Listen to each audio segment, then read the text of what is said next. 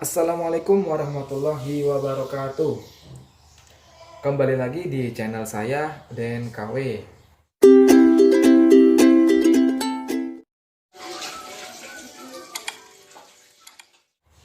Baik sahabat-sahabat DNKW, semoga kita dalam keadaan sehat walafiat. Pada kesempatan kali ini saya ingin sharing terkait soal matematika dasar tentang cara menentukan faktor dari suatu bilangan. Pada video saya sebelumnya, saya sudah menjelaskan soal faktor persekutuan terbesar dan kelipatan persekutuan terkecil. Nah, dari FPB dan KPK itu kita disuruh mencari faktor. Nah, apabila teman-teman ingin tahu cara praktisnya mencari faktor, sekarang saya ingin menjelaskannya nih dengan cara rinci dan praktis. Faktor itu adalah suatu bilangan atau angka yang bisa dibagi angka tersebut yang hasil baginya itu bukan bilangan koma. Maksud dari itu apa? Nih, saya ambil contoh. Di sini ada 3 angka contoh. Di sini ada angka satuan, angka puluhan, dan angka ratusan. Apabila kita ingin mencari faktornya dari satuan, puluhan, dan ratusan, ada rumus praktisnya. Apabila kita menemukan soal satuan, kita hanya membagi angka tersebut dari angka 1 sampai dengan angka 9.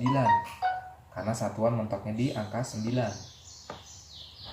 Nah, kalau puluhan, kita hanya membagi antara 1 sampai dengan 11. Cukup sampai 11 aja. Ini puluhan. Kalau ratusan, cara praktisnya kita bagi dari angka 1 sampai dengan angka 50. Ini sudah cukup untuk mencari faktor. Ini rumus praktisnya. Sekarang kita ambil contoh, misalkan angka 9. Faktornya berapa? 9 itu kita bagi angka yang paling terkecil dulu, yaitu kita bagi angka 1. 9 dibagi 1 hasilnya 9, karena 9 dikali 1 hasilnya 9.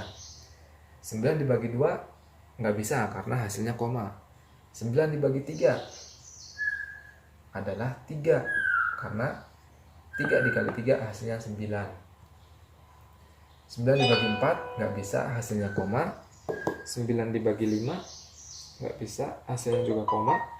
9 dibagi 6 koma. 9 dibagi 7, dan yang terakhir 9 dibagi 9. Nah, karena sudah ketemu di angka 9 dan karena sudah ini udah sama, jadi kita berhenti sampai di sini. Angka faktor dari suatu bilangan angka 9 itu ada angka 1 faktornya,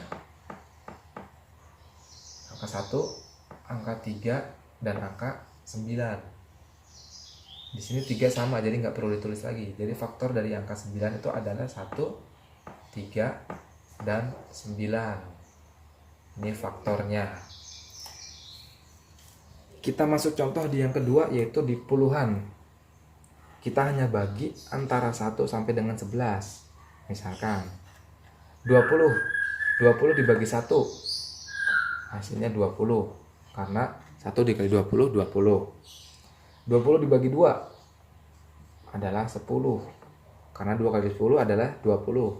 20 dibagi 3 nggak bisa, hasilnya koma. 20 dibagi 4 adalah 5. 5 dikali 20 5 dikali 4 hasilnya 20. Terus 20 dibagi 5. Nah, karena di sini udah ada angka 5, jadi kita berhenti sampai di sini.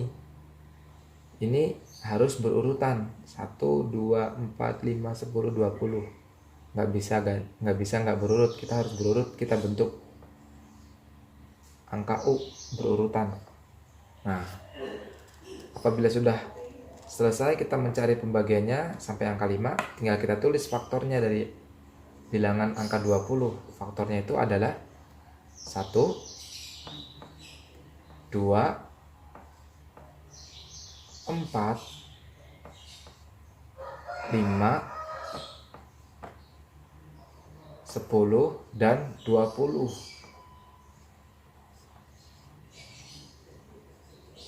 Nah, ini faktor dari angka 20. Kita masuk ke ratusan. 144. Ratusan itu cukup dibagi dari angka 1 sampai dengan 50. Ini rumusnya. Contohnya misalkan 144 dibagi angka 1. Hasilnya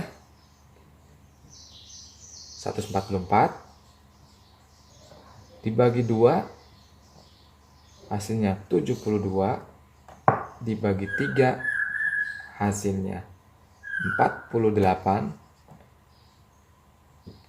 dibagi 4 hasilnya 36 dibagi 5 hasilnya tidak bisa karena hasilnya koma.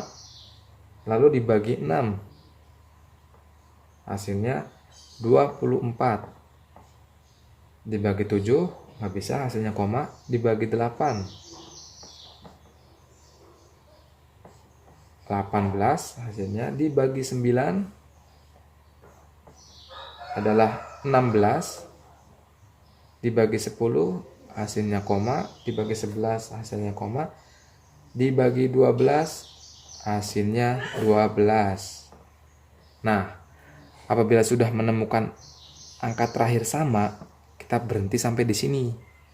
Jadi dari bilangan faktor 114 adalah 1. Kita tarik di sini. Faktornya adalah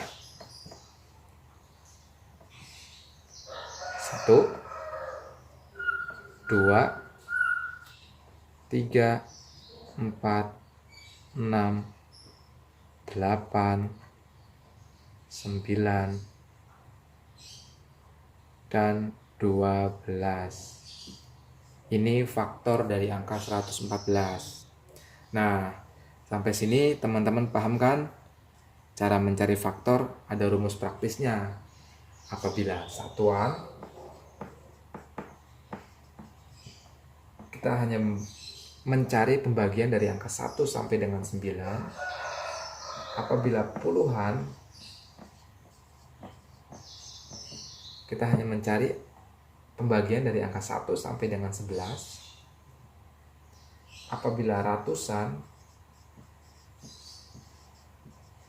kita hanya mencari pembagian dari angka 1 sampai dengan 50. Ini enggak lebih dari 50 pembagiannya. Ini kata kuncinya, mencari faktor atau mencari pembagian bilangan yang kita faktor. Apabila ribuan, tinggal teruskan lagi kembali. Biasanya cuma sampai ratusan saja kebanyakan soal. Tapi kalau ribuan tinggal kita cari lagi.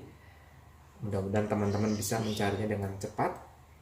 Ini rumus praktis yang saya ajarkan buat teman-teman, mudah-mudahan bermanfaat. Semoga video ini bisa bermanfaat buat teman-teman semua. Sekian dari saya. Sebelum mengakhiri video saya, jangan lupa untuk mensupport video saya dengan menekan tombol subscribe. Lalu jangan lupa klik tombol like, serta beri komentar positif apabila ada masukan-masukan, ada pertanyaan-pertanyaan terkait soal matematika. Dan yang terakhir, jangan lupa untuk nge-share video saya agar bisa bermanfaat buat teman-teman yang lain. Sekian dari saya. Wassalamualaikum warahmatullahi wabarakatuh.